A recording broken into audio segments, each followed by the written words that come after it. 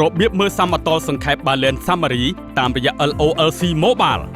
លោកអ្នកអាចធ្វើការពិនិត្យមើលសមតុល្យសង្ខេបរបស់គណនីប្រាក់បញ្ញើប្រាក់កម្ចីទ្រព្យសកម្មព្រមទាំងបំណុលទៅតាមប្រភេទរូបិយប័ណ្ណនីមួយៗបានយ៉ាងងាយស្រួលនិងឆាប់រហ័សការត្រួតពិនិត្យមើលសមតុល្យសង្ខេបរបស់គណនីប្រាក់បញ្ញើនិងប្រាក់កម្ចីដំបូងសូមបើកកម្មវិធី LOLC Mobile ចុចលើមុខងារ LOLC Banking បន្ទាប់មកចុចលើ Balance Summary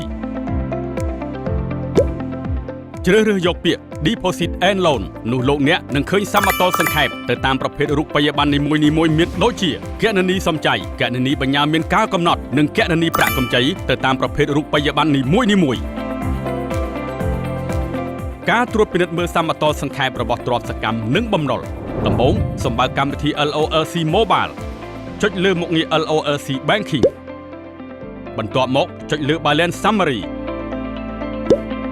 ជ្រើសរើសយកពាក្យ Access and Liability នោះលោកអ្នកនឹងឃើញសមតុល្យសង្ខេបរបស់ទ្រព្យសកម្មនិងបំណុលទៅតាមប្រភេទរូបិយប័ណ្ណនីមួយៗ